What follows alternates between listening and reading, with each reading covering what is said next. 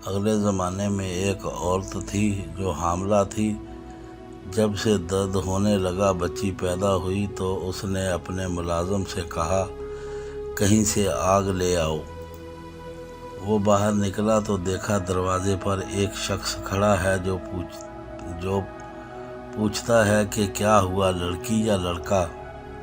ملازم نے کہا لڑکی پیدا ہوئی ہے۔ اس شخص نے کہا سن لو، یہ لڑکی 100 آدمیوں کے ساتھ زنا کرے گی، پھر اس عورت کے ہاں جو شخص ملازم ہے اس سے اس کی لڑکی کا نکاح ہوگا اور ایک مکڑی اس لڑکی کی موت کا باعث بنے گی۔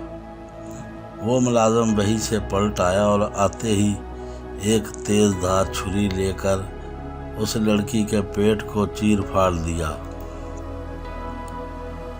اور اسے مردہ سمجھ کر وہاں سے بھاگ نکلا۔ اس لڑکی کی ماں نے یہ حال دیکھ کر اپنی بچی کے پیٹ پر ٹانکے لگا دیے اور علاج معالجہ شروع کیا، جس سے آہستہ آہستہ اس کے زخم بھر گئے۔ اب ایک زمانہ گزر گیا، ادھر سے لڑکی بلوغت کو پہنچ گئی اور تھی بھی اچھی شکل و صورت کی، بد چلنی میں پڑ گئی۔ ادھر وہ ملازم جب لڑکی کو چھری مار کر فرار ہوا تو سمندر کے راستے کہیں چلا گیا، کام کاج شروع کر دیا اور بہت رقم اکٹھی کی۔ کل مال سمیٹ کر بہت مدت کے بعد یہ پھر اسی گاؤں میں آ گیا اور ایک بوڑھی عورت کو بلا کر کہا کہ میں نکاح کرنا چاہتا ہوں، گاؤں میں جو بہت خوبصورت عورت ہو اس سے میرا نکاح کروا دو۔ یہ بوڑھی عورت گئی، چونکہ شہر میں اس لڑکی سے زیادہ خوش شکل کوئی عورت نہ تھی۔ یہاں پیغام ڈالا، منظور ہو گیا، نکاح بھی ہو گیا اور ودا ہو کر وہ لڑکی اس کے ہاں آ بھی گئی۔ دونوں میاں بیوی میں بہت محبت ہو گئی۔ ایک دن ذکر اذکار میں اس لڑکی نے اس سے پوچھا آخر آپ کون ہیں، کہا کہاں سے آئے ہیں اور یہاں کیسے آ گئے وغیرہ وغیرہ۔ اس شخص نے اپنا تمام ماجرا بیان کر دیا کہ میں یہاں ایک عورت کے ہاں ملازم تھا اور وہاں سے اس کی ایک لڑکی کے ساتھ یہ حرکت کر کے چلا گیا تھا۔ اب اتنے برسوں کے بعد میں پھر یہاں آ گیا ہوں۔ اس لڑکی نے یہ سن کر کہا جس کا پیٹ تم چیر پھاڑ کر بھاگے تھے میں وہی لڑکی ہوں۔ یہ کہہ کر اس نے اپنے اس ایک زخم کا نشان بھی اسے دکھایا۔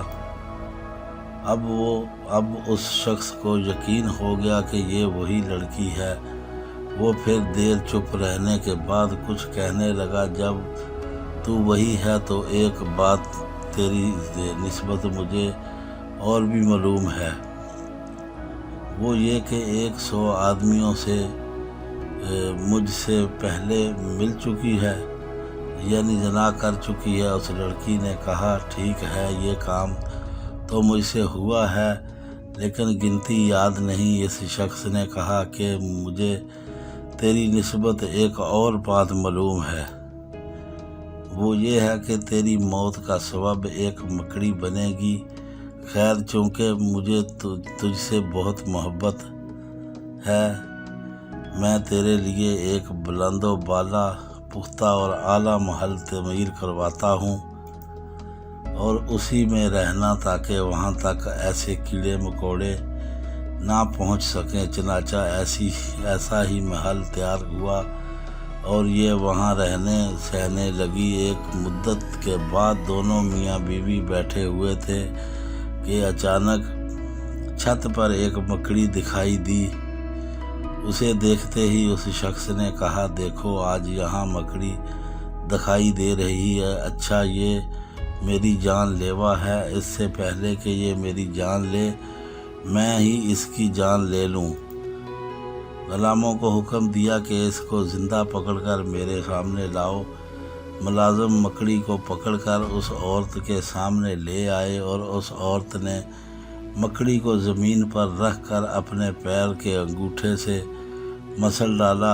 اس مکڑی کی جان نکل گئی، مگر اس سے جو پیپ نکلی اس کا ایک قطرہ اس عورت کے انگوٹھے کے ناخن میں گوشت کے درمیان چلا گیا۔ اس کے زہر سے کچھ ہی دنوں بعد پیر سیاہ پڑ گیا اور اس کی وجہ سے وہ عورت مر گئی۔